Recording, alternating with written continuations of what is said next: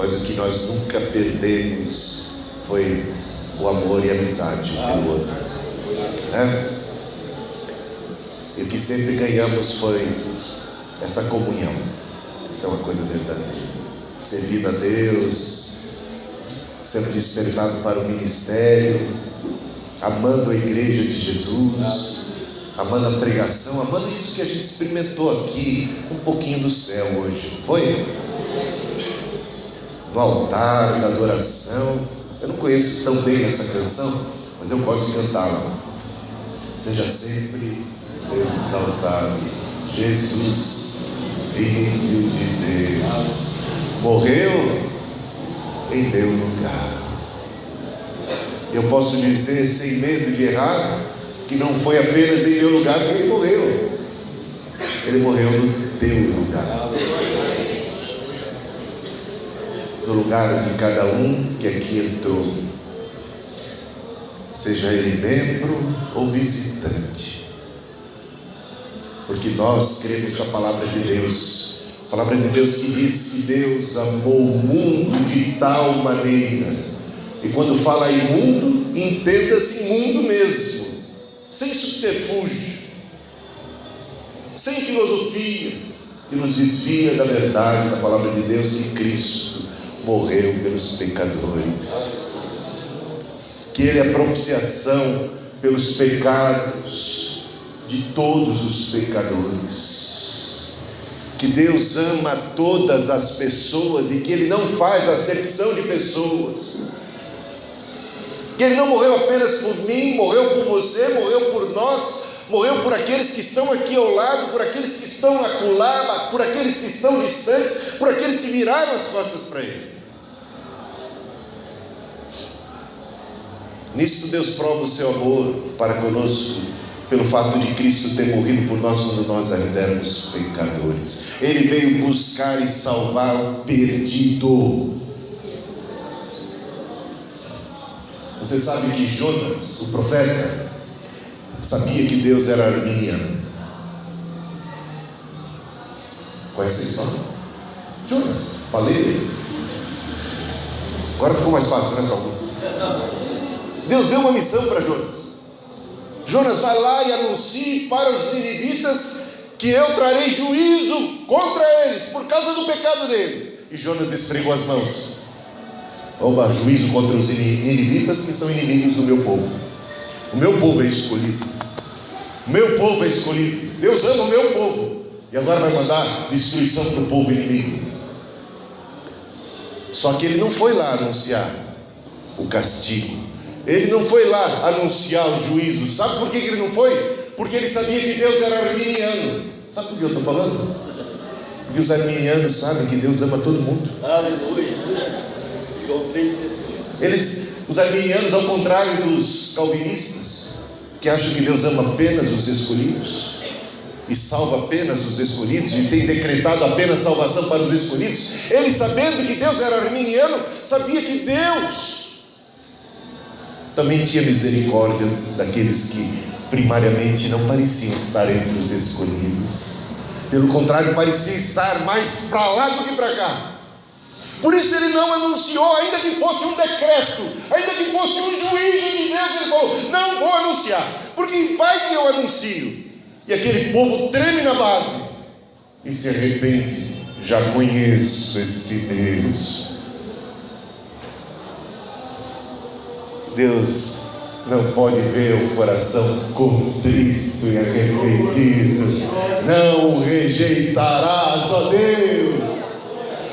E aí ele, pernas para quem te quer, fugiu para longe, deixa a destruição se abater sobre ele sem nenhum aviso. Quero mais é que ele se exploda. Foi para o outro lado, porque sabia que Deus ama todo mundo. Ei, profeta, por isso foi parar na boca de um peixe. Por isso Deus o disciplinou, e querendo ou não, vai cumprir a vontade de Deus, vai proclamar o juízo sobre Nínive. E o que vai acontecer? O povo se arrepende de Nínive. E o que acontece? Tem juízo sobre eles? Não, porque Deus não quer condenar, porque Deus não quer julgar. lugar, porque Deus não quer destruir, Deus quer livrar. Por isso ele envia João Batista pregando a palavra: o juízo está à porta, arrependam-se que ainda há esperança. Ele avisa porque quer salvar mais gente, mais gente, mais gente, mais gente. Louvado seja Deus por isso.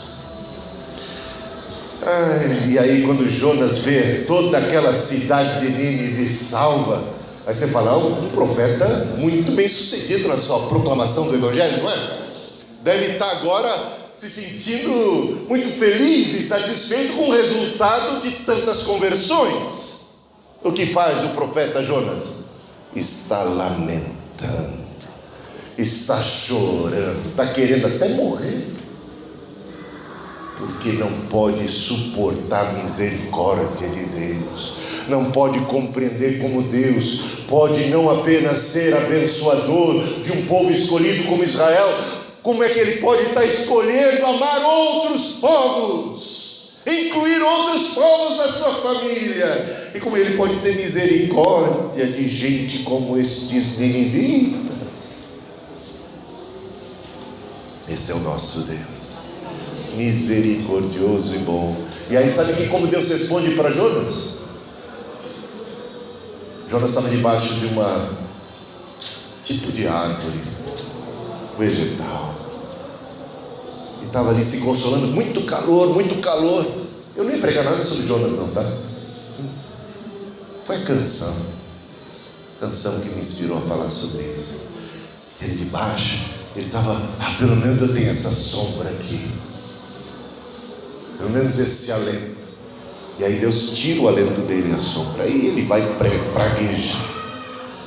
praguejar. Aí Deus fala com ele: como é que você pode ter tanta piedade de um vegetal e nenhuma piedade de gente, de crianças, centenas, milhares, que muitas vezes não sabem nem discernir entre a sua mão esquerda e a direita, e até animaizinhos? Deus tem misericórdia deles e um plano para eles, sabia? Porque o que Deus está fazendo é restaurando todas as coisas, curando e sarando todas as coisas. Então, o mais perverso, o mais distante de todos os pecadores é ainda objeto do amor de Deus e não precisa permanecer nos seus pecados, e aquele não é o seu destino, aquela não é a sua sina. Cristo morreu por ele e nos cabe proclamar o Evangelho. Não vamos converter ninguém a força, mas o Espírito pode trabalhar, e o Espírito também não converte ninguém a força, porque segundo aprendemos da Bíblia, nem por força, nem por violência, mas pelo meu Espírito. O filho pródigo não ficou à força dentro de casa, porque Deus não quer filhos contrariados dentro da sua casa. Tem liberdade para ir, mas tem liberdade para se arrepender e voltar. Está entendendo? A luz se manifestou ao mundo. Os homens que estavam em trevas viram uma grande luz. Essa é a misericórdia, esse é o amor de Deus por todas as pessoas. Cristo se manifesta como a luz para todo mundo. Mas a condenação é essa, que a luz, estou falando de João 3, né? Depois do 16, porque Deus amou o mundo de tal maneira que deu o seu Filho unigênito para que todo aquele que nele crê não pereça, mas tenha vida eterna. Porque Deus não enviou o seu Filho ao mundo para julgar o mundo, mas para que o mundo fosse salvo por meio dele. Porque o julgamento é esse: a luz veio ao mundo, mas os homens amaram mais as trevas do que a luz. A luz veio, mas tem gente que gosta da caverna, que gosta das trevas. Por isso a Bíblia diz: não ameis o mundo nem as coisas que há no mundo, porque o mundo passa e com ele as suas concupiscências, mas aquele que faz a vontade de Deus, esse permanece para sempre. Venha para a luz, receba a luz, abra o seu coração. E Jesus entrou em Jerusalém humilde, montado no jumentinho, e pôde ser acolhido por muitos e rejeitado por tantos outros, não foi? nunca impôs Cristo pela força do seu poder, ainda que pudesse assim ter feito. Escolheu o caminho da cruz, e ele disse: quando o Filho do Homem for erguido, ele atrairá muitos a si. É pela via do amor. E mesmo depois da ressurreição, temos o Apocalipse. Numa das cartas, Jesus, se dirigindo a uma das igrejas, Laodiceia, diz para ela: olha, estou a ponto de vomitar você, porque você está morto. Está a ponto de, não garantiu o que vai fazer, está dando um aviso para ver se há conversão, se há arrependimento, não é? E ele ainda diz no finalzinho: eis que sou a porta e bato. Quando Jesus fala que está à porta, porque parece que tem gente da igreja que já está botando Jesus para o lado de fora. Não é esquisito isso? Que ele esteja assim, dirigindo a igreja, mas ele ainda dá uma palavra de amor. Tem autoridade, ele, poder para arrombar a porta? Com uma só palavra a porta cai, se ele quiser. Mas não, nem por força nem por violência. Eis que estou à porta e bato. Se você ouvir, você pode abrir o coração. Ele quer cear com você, quer que você ceie com ele, quer ser seu amigo, mas quer que você queira isso também, porque ele te fez com vontade, ele te deu poder de livre arbítrio e quer que você faça bom uso dele. Você é salvo pela graça, ele te oferece um presente, mas você tem que corresponder. Nós o amamos porque primeiramente ele nos amou, mas você precisa corresponder ao amor de Deus, e se assim o faz muito bem. E é com essas palavras que introduzo já o tema dessa noite da mensagem. O livro fica para depois. Se tiver interesse em comprar, faz bem, se não, paciência. Não vou nem por força nem por violência vender meu livro aqui, não é? Sobre batalha espiritual. A gente vai tocar rapidamente sobre batalha espiritual de en passant. Para quem conhece xadrez sabe do que eu estou falando. De passagem, a gente vai falar sobre batalha espiritual. Mas eu quero mostrar que, sem querer, a música provocou a minha primeira fala. Começou com Jonas falando sobre o amor de Deus para todo mundo, tá? E que tem muito e tudo a ver com a mensagem de hoje. E você vai observar bem. Abra lá em Efésios capítulo 4.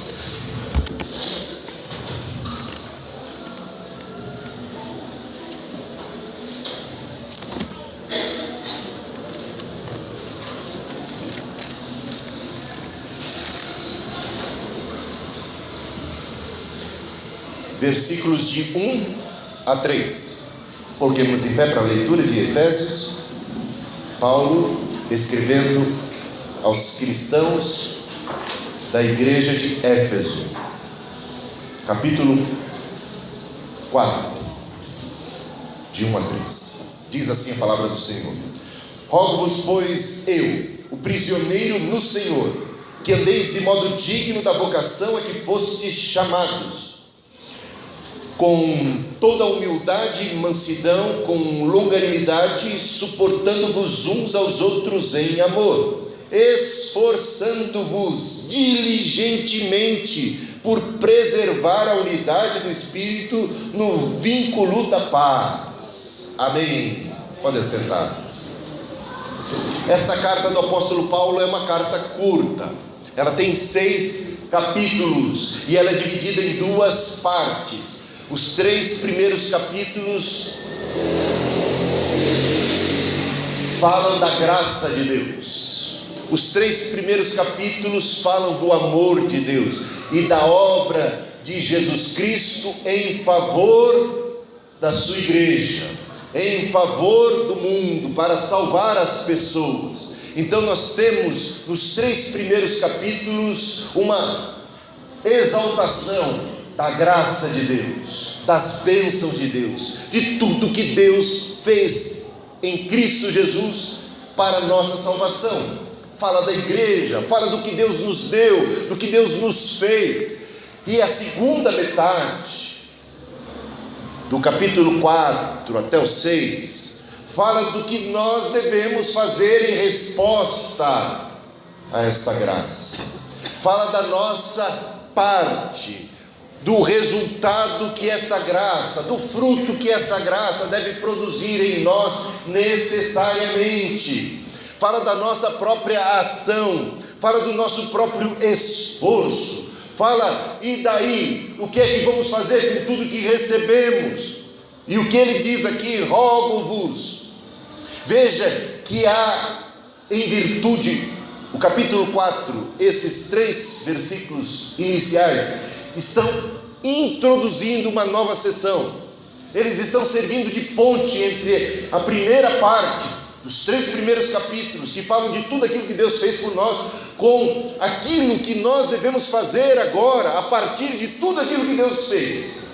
Portanto, os 3 primeiros versículos são introdutórios, como servindo de ponte. Paulo está dizendo, em decorrência de tudo isso que Cristo fez por nós, eu rogo a vocês. Rogar é muito forte, meus irmãos. Procura uma outra palavra mais forte do que essa, para introduzir um clamor, uma exortação. Ele introduz essa exortação com a palavra mais forte, mais contundente, mais apelativa possível.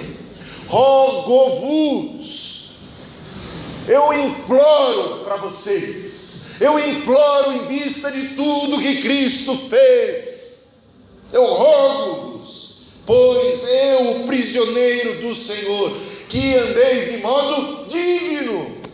Agora, nos cabe corresponder a esse amor, nos cabe andar de maneira digna do Evangelho que nós recebemos, que nós fomos chamados. E ele usa aqui a palavra, que andeis de modo digno da vocação. E mais adiante ele vai dizer, versículo 3, esforçando-vos. Quando ele diz que a gente deve andar de modo digno, e quando ele diz que a gente deve se esforçar, de maneira alguma ele está ensinando que a salvação de qualquer um de nós é uma salvação que se dá através do nosso próprio esforço. Não é isso que ele está dizendo. Aliás, ele passou 3 capítulos ensinando, entre outras coisas, não por nossas obras, pela graça sois salvos, mediante a fé. Isso não vem de vós, é dom de Deus, não pelas obras para que ninguém se glorie, porque somos feituras suas, criadas em Cristo Jesus para as boas obras. Portanto, as boas obras são a nossa vocação, são o nosso destino, que ele já decreta, ele declara isso no versículo 3 do capítulo 1, isso que eu acabei de ler, está em Efésios 2, 8 a 10. Mas veja o que ele diz, capítulo 1, versículo 3. Deus nos escolheu em Cristo antes da fundação do mundo, para quê? Para sermos santos, irrepreensíveis diante dele, em amor. Deus nos escolheu com um propósito, com um alvo. O nosso destino é a santidade, e sem santidade ninguém verá a Deus. Só que essa santidade não é produto humano, veja, pela graça.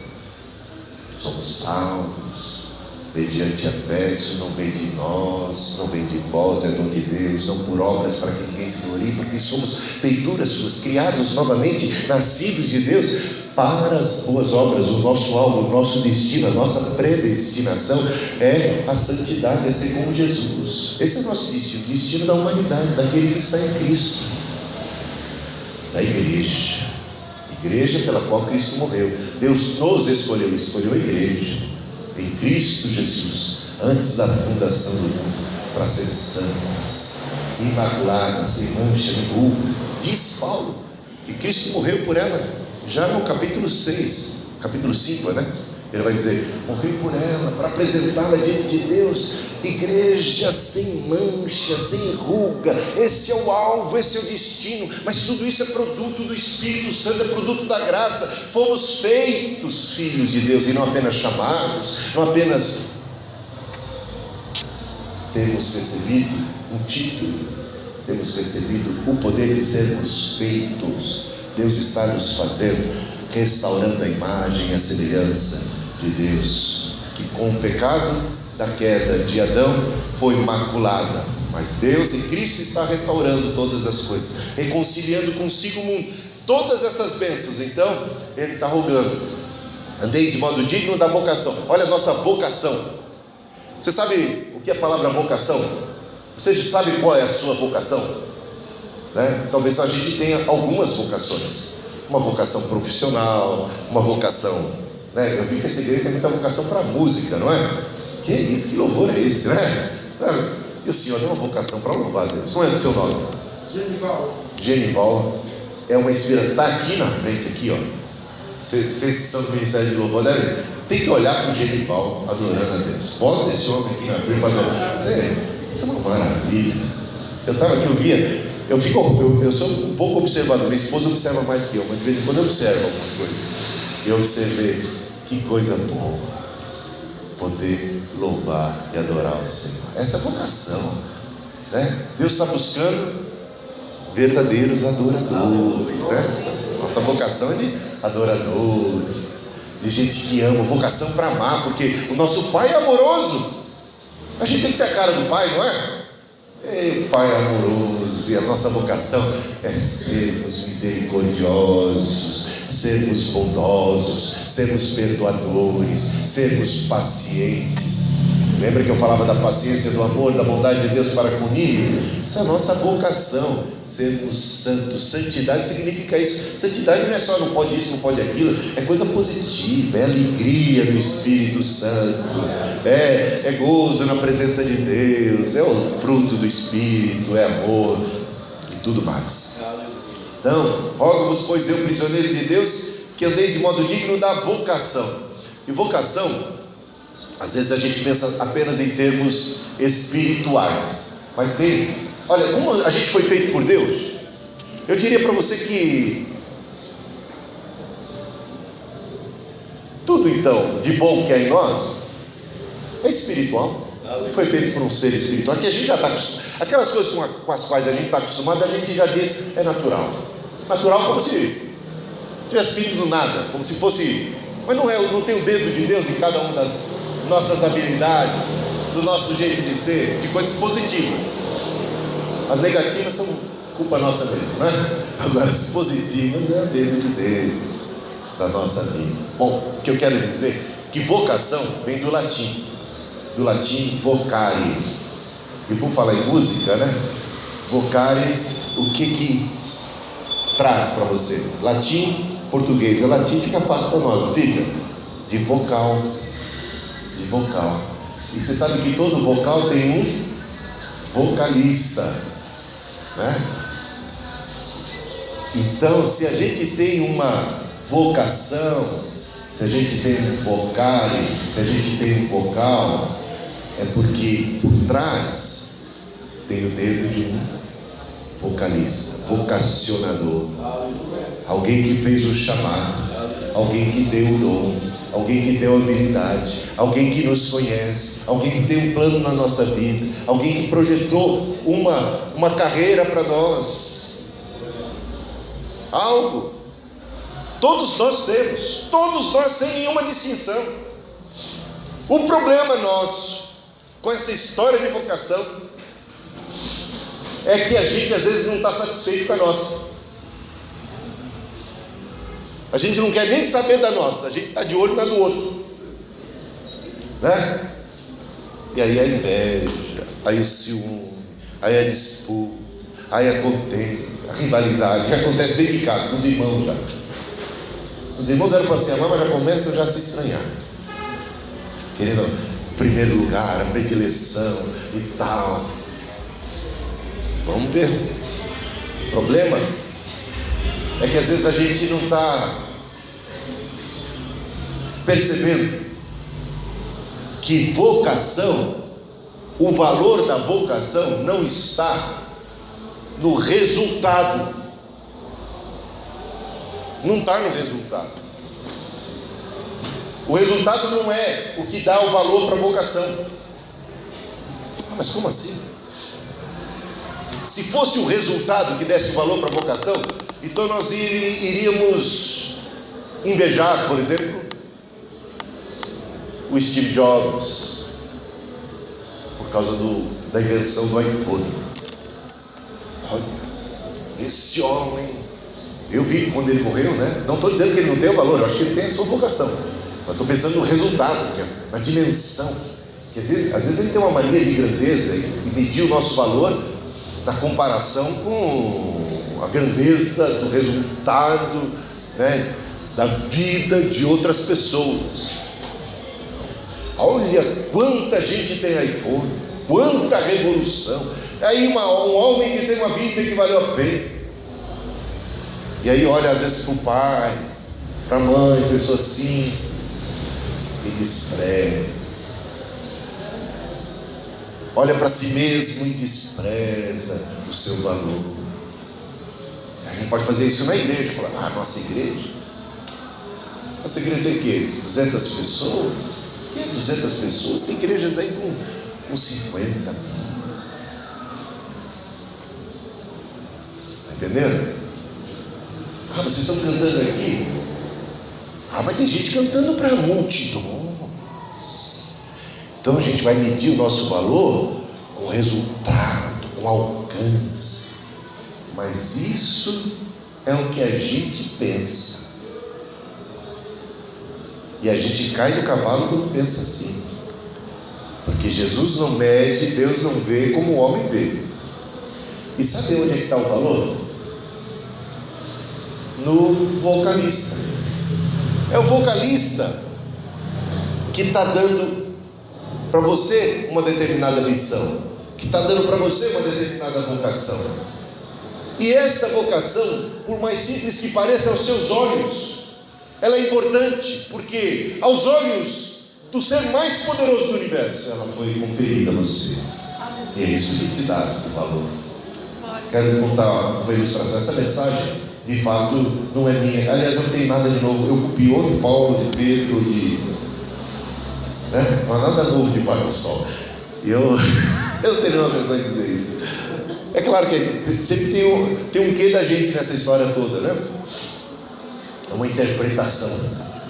Mas essa mensagem, ouvi quinta-feira agora, os pastores de distintas denominações wesleyanas, que a gente organiza, lidera, estiveram reunidos lá em Vila Moraes. E lá o Kevin Manoia, o doutor Kevin Manoia, bispo, que foi bispo de Sali e tal, ele trouxe uma mensagem falando sobre vocação, sobre Efésios, sobre isso que eu estou contando para vocês. Sem aquela história de Jonas, aquela história de Jonas eu já contei para vocês, que tem a ver com a música, tem a ver. Bom, e aí ele contou o seguinte, ele falou, olha, imagina o seguinte, ele, americano, sendo convocado pelo presidente Obama.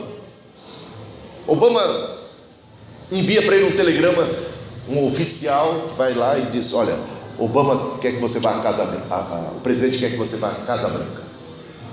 Você vai ou não vai? E você iria? Correndo, né? Quando? Para já? Para ontem? O presidente está chamando. Não é qualquer pessoa, isso é uma oportunidade. Ainda está precisando de mim? Está precisando de mim? Sim, tem uma missão para você, tem uma vocação para você. Tá bom. E aí ele chega lá e o presidente diz para ele, olha, eu quero que toda terça-feira das 2 às 3 você vá a determinado McDonald's. Sim, toda terça-feira das 2 às 3 e conte quantos sanduíches Big Mac serão vendidos. Ele fica, sai de lá. É essa a missão? Sim. Muito importante para mim essa missão. Cumpra isso. E ele sai de lá. Você acha que ele vai cumprir ou não essa missão? Se ele for um tonto, como muita gente é, que despreza a sua própria vocação, né? Ele diminui, talvez não. A grande maioria de nós cumpriria, mas não? Porque todos nós. Por que a gente cumpriria? Por causa de quem é que está pedindo. O valor não é a coisa em si, é quem é que está pedindo, é quem é que está dando, é ele que está querendo. E aí a gente está entendendo? Pode parecer uma coisa um pouco, pode ser que passasse na cabeça dele, Olha, isso não parece muito importante, mas alguém muito importante me pediu, e isso então deve ser importante para ele. E se é importante para ele, passa a ser importante para mim. E o valor está no vocalista, é ele que dá o valor. Então você guarda essa informação, guarda essa informação. Para uns, Deus deu 5 talentos, não é? Para outro, Ele deu 2 talentos. Para outro, 1 talento. O que recebeu 5 trabalhou, esforçou-se. Aí a gente entra na segunda parte. Esforçou-se. A graça é ter recebido 5. Aí, ó, relação. Vamos multiplicar, vamos trabalhar, vamos capitalizar em cima da graça, edificar, desenvolver a salvação. Vamos nos esforçar em cima disso que a gente recebeu. Multiplicou, foi para 10. Quem recebeu 2 igualmente, recebeu 2, não ficou falando assim: ah, mas eu recebi 2, outro recebeu 5, ah, Deus está me desprezando, Deus gosta mais do que deu 5 menos de mim, que recebi só 2, aqui não sei o que, e ficou lá. Nada, foi lá e ó, alô, de 2 foi para 4. No final, a gente sabe que o galardão que o que tinha 5 multiplicou para 10, foi igualzinho o galardão daquele que recebeu 2 e foi para 4. É ou não é? Nenhuma vírgula, nenhum tio. O valor: foste fiel no pouco, sobre o muito serás colocado, entra no gozo do teu Senhor. Mas tem um camarada que recebeu 1.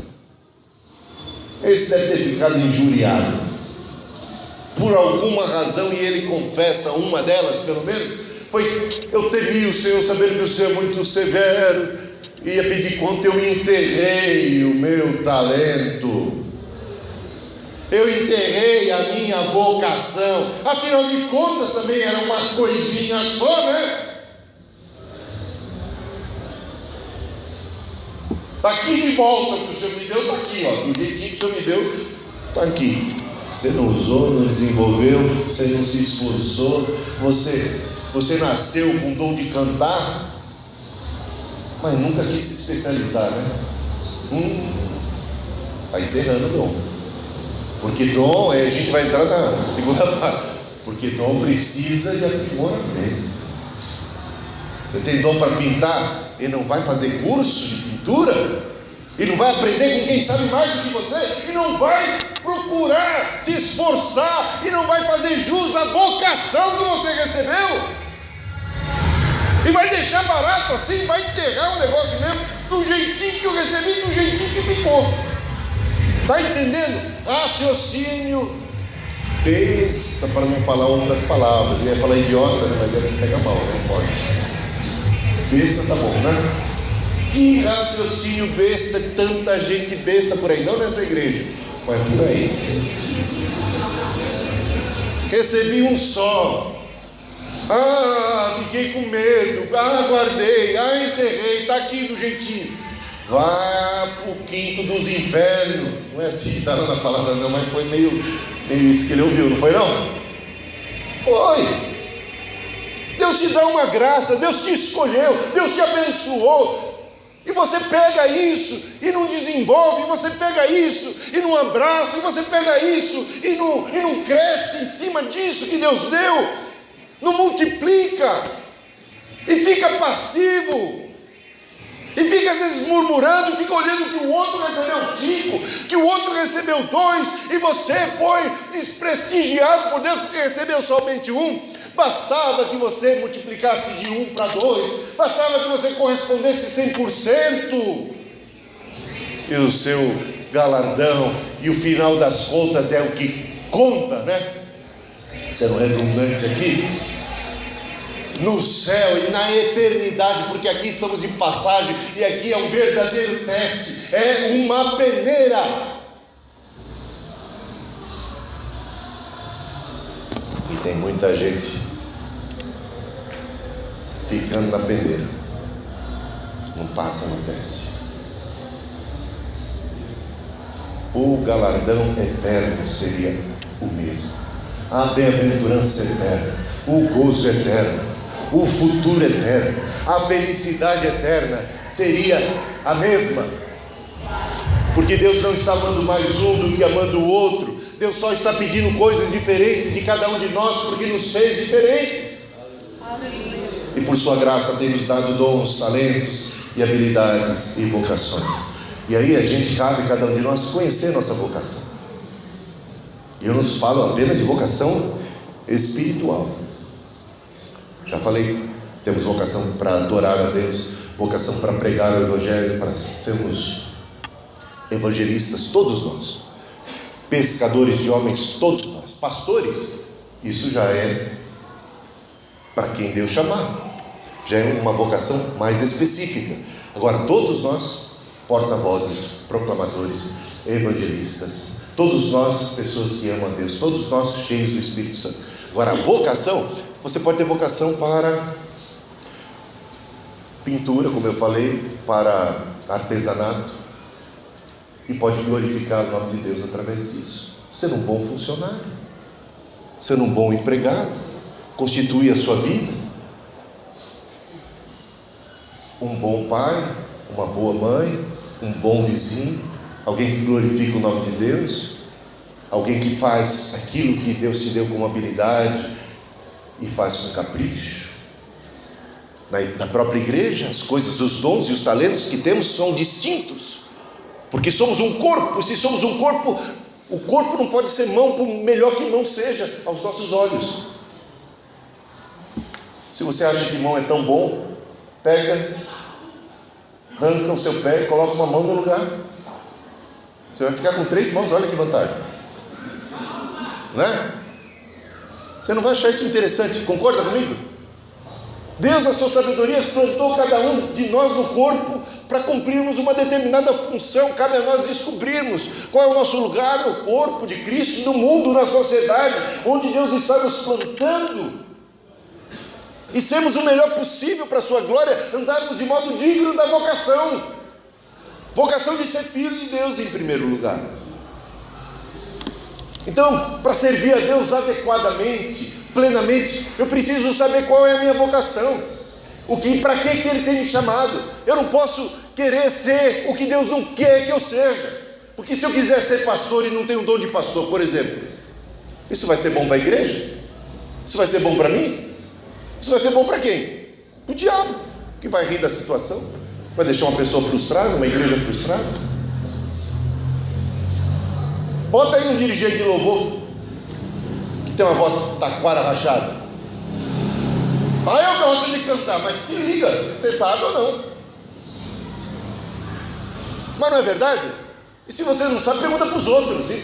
Pergunta para gente sincera, que é capaz de dizer umas poucas e boas. Mas não é? Os milindres da vida, quem é que disse que todo mundo tem que cantar? E no meio da multidão eu canto bem, um coral de 1000 vozes, não faço isso feio não. Mas fazer solo eu nunca fiz, só no banheiro de casa eu canto, que é uma beleza, cada um no seu lugar, está entendendo? Meu negócio é tocar. Gente, eu estou aprendendo ainda, mas a igreja vai ter que me engolir. Gente, cantamos sem, vamos cantar a capela enquanto você está aprendendo. Estou falando alguma bobagem aqui? Vai aprender e depois vem aqui cantar, tocar. Que as coisas de Deus vamos fazer com capricho, vamos fazer com esmero.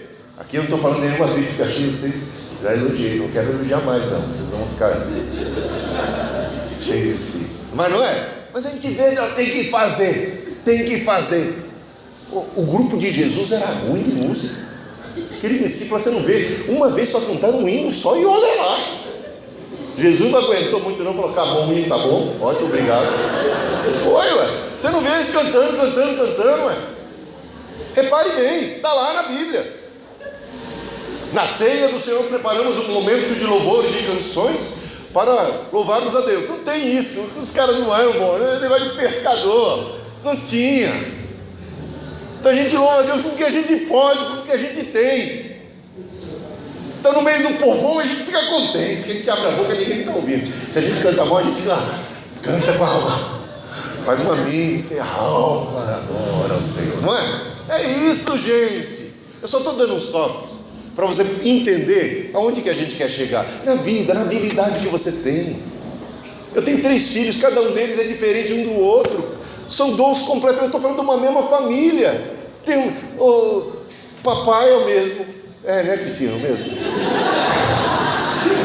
São coisas que só a mãe sabe, né? Brincadeira. Cabeção assim que nem o pai é difícil não ser da mesma família. Mas que coisa! Mesmo pai, mesma mãe, e aí o que a gente tem? Tudo igualzinho? Igualzinho que nada! Tudo diferente, com dons diferentes, já na mesma família, um DNA muito similar. Imagina aqui a gente, e Deus fez essa diversidade para a glória dele. E a gente tem que se encontrar nesse mundo, sem ficar se comparando, porque você é único, é distinto de tudo que Deus fez. Não tem um ser humano em toda a história da humanidade que é como você. E Deus tem um nome para você lá na glória, especial, distinto. Não é José que nem eu, viu? Quem é José que levanta a mão? Aí, ó. Já diminuiu o número de José, ninguém bota mais esse nome ninguém, né? Vai voltar a botar porque está carente, né? Mas na minha época de escola era José. Jesus não, ele tem um nome para cada de nós, distinto. E com o nome vem habilidades. Tem uns camaradas que não é bom para matemática, mas não é mesmo, não adianta forçar. Aí você quer, não, porque os seus irmãos são bons em matemática, e eu castiguei um filho que não era tão bom em matemática, que achava que ele tinha que ser que nem o outro. Mas o negócio dele é outra praia. Está entendendo? A gente não pode ficar comparando assim, porque Deus fez a gente distinto, e a gente tem que se encontrar nesse universo de Deus, e louvar a Deus por isso, e servi-lo na plenitude daquilo que Ele nos concedeu. Bom, eu já fui longe demais, mas ainda não falei de uma parte aqui que é muito importante.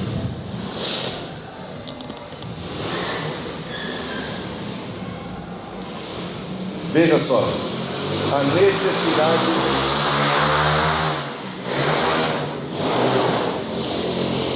necessidade de esforço. A necessidade é o que vem do capítulo 4 em diante.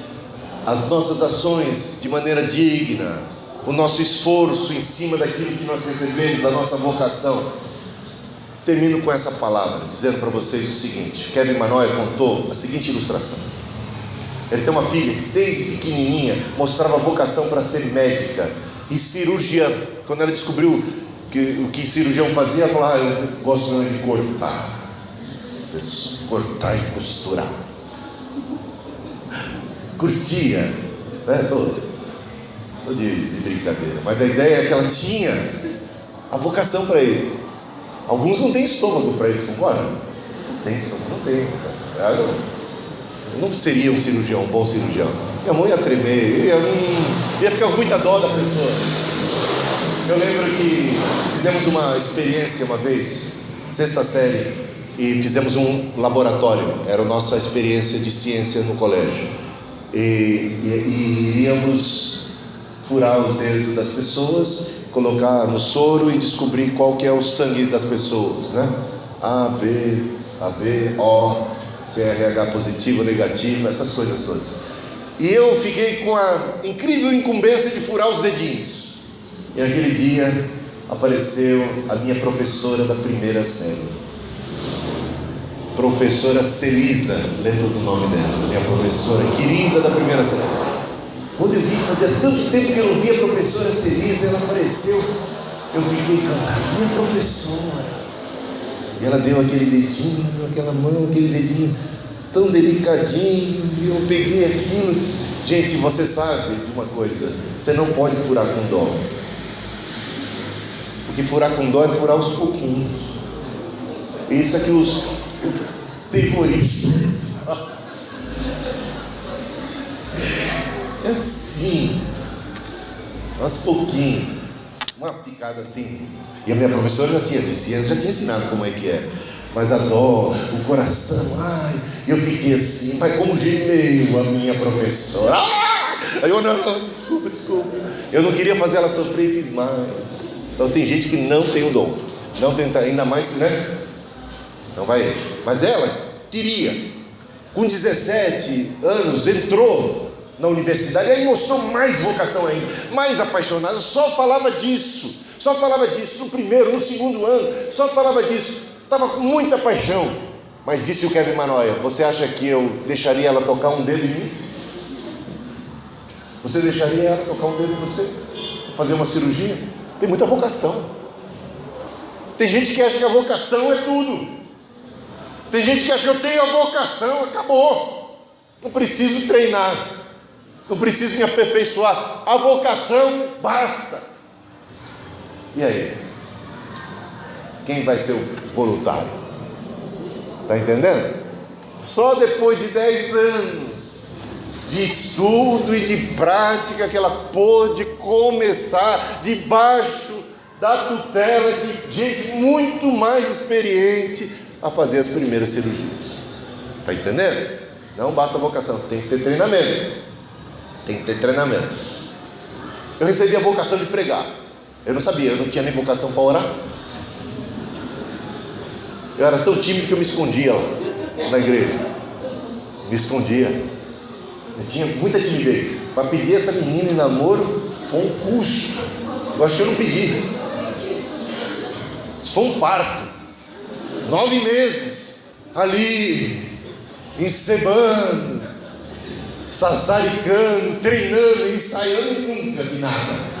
É um negócio bem assim, foi 6 meses, não chegou a um parto prematuro até, né? Um parto, foi 6 meses, mas estou falando sério. O pai dela uma vez, o pastor José Alves, que já está com o Senhor, chegou para mim, 17 para 18 anos, falou assim: dirige a reunião de oração? De oração? É pouca gente, né? Então tá bom. Mas aquele dia, né, era diarreia, era tudo, já tremia tudo, já era uma descompostura geral. Passei mal aquele dia, não vi a hora daquilo acabar. Quando cheguei lá na frente, eu tremia para ler o hino, eu não sabia como, eu já cantava mal, e foi um horror, e a leitura, eu já gaguejava em tudo que eu falava, não vi a hora daquilo terminar. Estou falando sério, foi assim, foi horrível. Não me sentia nem um pouco vocacionado. Primeira vez que eu vou pregar de fato e de verdade, é porque a mocidade tinha passado por uma crise muito grande, e nessa crise muito grande, o pessoal debandou. Então o presidente da mocidade renunciou, vice-presidente renunciou, não vou falar os nomes que você conhece, né? Você é da velha guarda, né? Mas tudo. Presidente renunciou, vice-presidente renunciou, diretor espiritual renunciou, todo mundo debandou. Eu era diretor esportivo.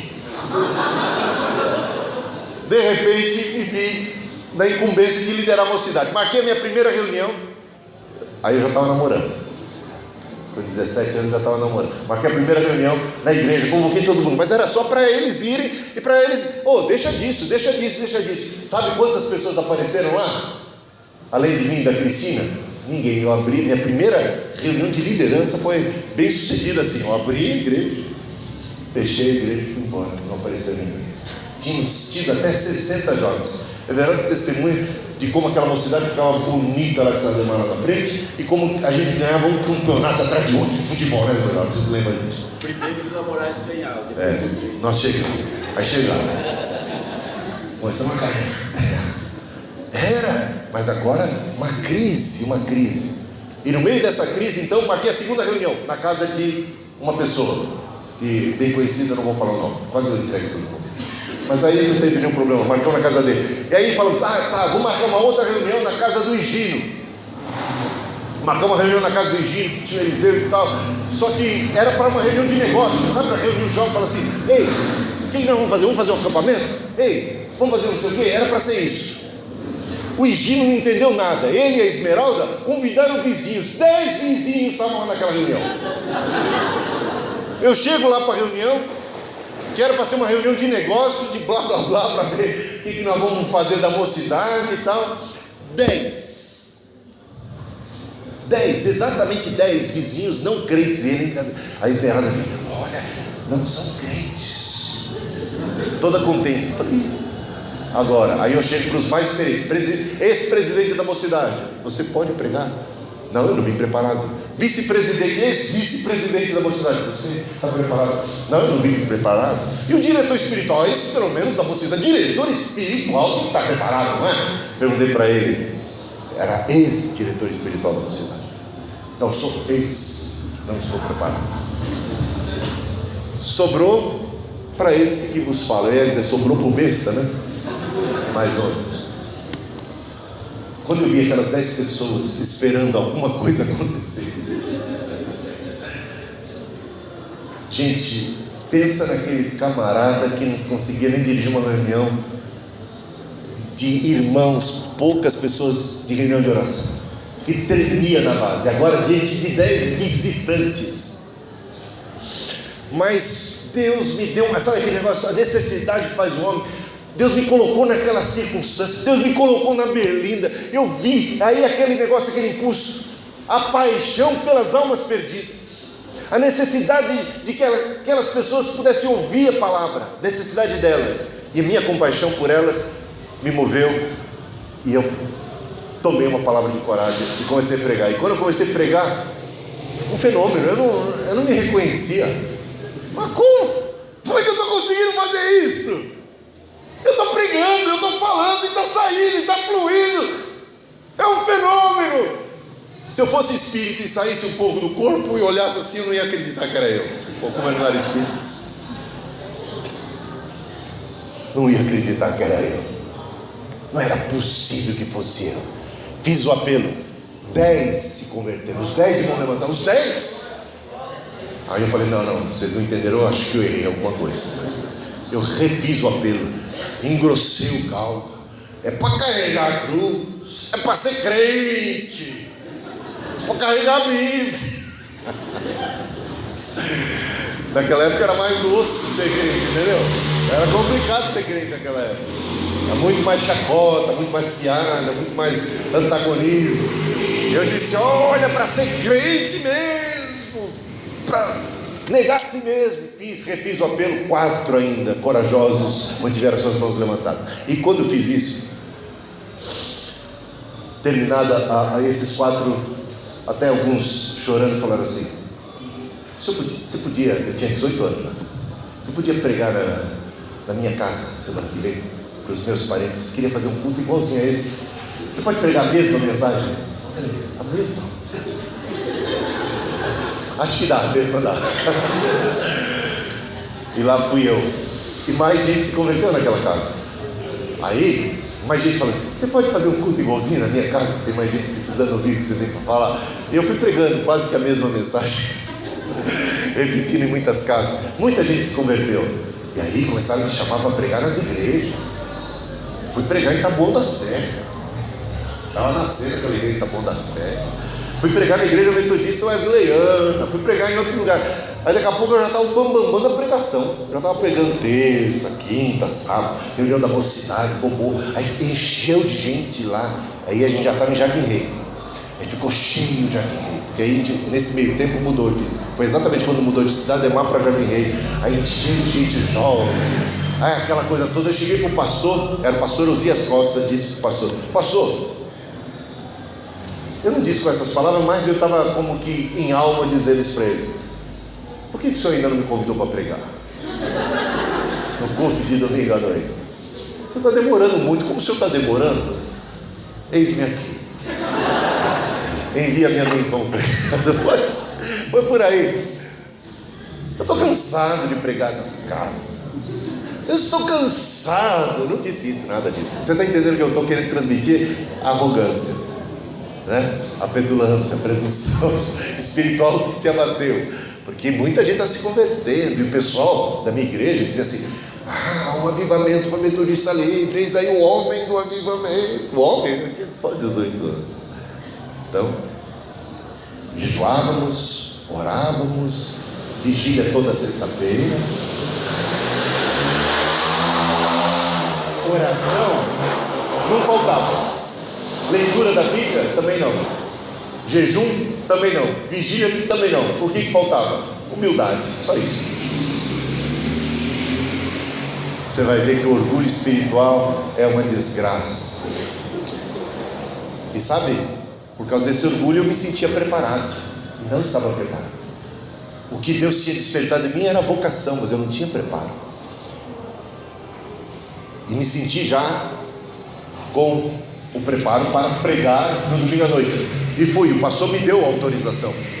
E eu fui lá para pregar. E quando eu fui lá, pensei só nisso, porque a gente começa a ficar orgulhoso, a gente se sente mais espiritual do que as pessoas.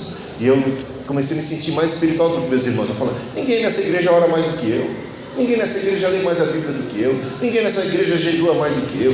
E eu pensava até no pastor e de qualquer outra pessoa, eu me sentia o mais, o cara, a pessoa. E quando eu fui para pregar, como eu não tinha recebido como eu não tinha preparado nenhuma das mensagens anteriores, e eu não precisava de preparo, era eu e Deus, assim, um tete a tete, uma comunicação fluente, tão especial, que eu abria a boca e o Senhor falava. Você está entendendo? Não precisava preparo, não precisava, eu abria a boca e Deus falava, Deus enchia a minha boca. Eu fui por aí, funcionou. Por determinado tempo, eu achava que ia funcionar eternamente, que esse seria o caminho, que passava a vocação. Está entendendo? Não precisava preparo, não precisava estudo, não precisava seminário, não precisava nada. Vocação, tudo que um homem precisa é ter vocação e ir adiante, pensava eu. E aquela foi a minha lição talvez mais difícil. Não, teve outras mas uma das mais difíceis da minha vida. Porque chegou, catei um paletó daqui, um colete, até colete tinha. Os caras foram tudo, os amigos dando paletó, fui para pregar de domingo à noite. Subi no púlpito, tinha o texto, a única coisa que eu tinha escolhido era o texto. Eu ia pregar sobre a parábola do joio e do trigo. O meu esboço era somente esse: eu trigo, vocês joio. Isso estava definido. E quando eu li a parábola do joio e do trigo, um branco total. Cadê a inspiração? Cadê o Senhor? Deus meu, por que me desamparaste? Cadê o Espírito Santo? Cadê a unção? Cadê a inspiração? Senhor, eu não tenho nada para falar. Mas você não preparou nada. E aí comecei a falar mal de todo mundo. Gente, eu não vou dizer as coisas que eu falei. Um verdadeiro espetáculo de horror. Já que o Espírito Santo não me encheu, o capeta tomou conta. Porque você sabe que Pedro uma vez falou cheio do Espírito Santo, minutos depois o diabo já estava se intrometendo, não foi? Deus falou, arreda Satanás. Não é isso? Conhece? Cuidado. Porque eu, cheio do Espírito Santo, tinha pregado até então. E agora, o Espírito Santo falou assim, vamos deixar ele sozinho para ver como é que ele sabe. Mas é ruim ficar sozinho. Ainda mais quando você não preparou nada. Foi uma vergonha. Eu falei, algumas moças nessa igreja são como sabonetes de quartel. Passa de mão em mão. E as senhoras não fiquem rindo não, porque vocês, senhoras da igreja, faltam na reunião de oração para ficar assistindo novela. E os homens dessa igreja, onde é que são os homens? Sobrou para todo mundo. Eu teve capeta encarnado, que não disse que o capeta é o acusador dos irmãos? Eu era o capeta. Você. Eu não, eu estava blindado. Gente, quando eu terminei de pregar, né? Se isso pode ser chamado de pregação, foi que o Espírito Santo falou comigo. Foi que o Espírito se manifestou dentro do meu coração. E aí, um toquezinho do Espírito, eu já estava arrebentando. Eu que subi numa empáfia, eu que subi numa prepotência, eu que subi naquele púlpito com uma arrogância. Agora não tinha mais coragem de olhar na cara dos meus irmãos e dizer, Deus, o que eu fiz? Eu magoei o coração dos meus irmãos. eu feri o coração dos meus irmãos, eu fui cruel nas minhas palavras, eu fui azedo, eu fui ácido, eu fui o capeta. Aí o pastor pegou a palavra, o pastor Osias Costa, e ele falou assim: eu admiro a coragem desse jovem. Quanta coragem, 18 anos, que coragem, vir aqui pregar. E eu me lembro da minha primeira pregação, ainda foi pior do que a dele. E assim ele tentou me salvar, mas estava difícil me salvar, não importa. Eu fiquei tão traumatizado, eu fiquei um ano, mais até de um ano, sem pregar. Eu pregava 3 vezes por semana já, nas casas e de sábado. Mais de um ano, traumatizado. Eu dizia para mim mesmo: nunca mais prego na minha vida, nunca mais prego na minha vida. Eu já caí no outro extremo, né? Mas aí Deus me ensinou: não, você tem que preparar.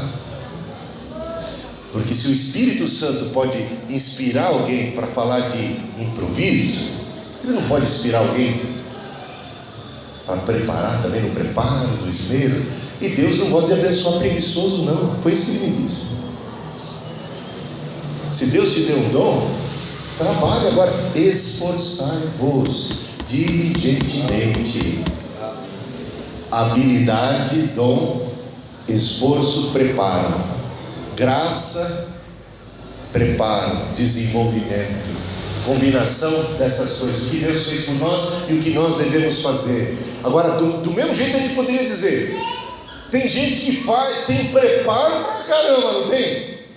Mas cadê o dom? Ainda não caiu a ficha que o dom dele é outro. Seja lá para pregar, seja lá para cantar, para tocar, para trabalhar, para dirigir, para qualquer coisa. Tem gente que não tem o dom de dirigir, não é mesmo? Vai ficar mais ou menos, mas nunca vai ficar bom. Concorda comigo? Nunca vai ficar bom. Mas não vai dar para ser motorista de alguém profissional, vai dar susto o tempo todo em alguém. Concorda com o que eu estou falando? Mas tem gente que vai cuidar de um jardim, gosta de cuidar. Tem gente que se formou na medicina. Você já encontrou um médico que é formado, mas não tem coração? Não tem tato com gente? O que adianta um diploma quando a pessoa não gosta do que faz? E a gente vai encontrar isso. Então nós precisamos saber qual é a nossa vocação. Em segundo lugar, prepara, tem muita relação aí. No dia do aniversário dessa igreja, eu trouxe talvez uma das mensagens mais longas que jamais preguei. E os que estão acordados, fiquem em pé.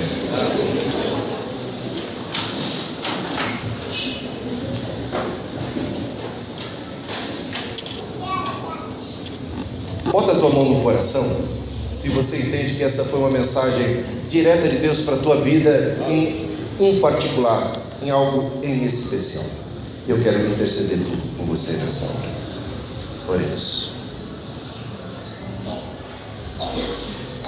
Querido Deus e Pai, te louvamos pela tua palavra, por quem o Senhor é e pelo teu grande amor com que nos amou. O Senhor é tremendo, extraordinário, maravilhoso. O Senhor nos quer bem e a cada um de nós criou de um modo particular.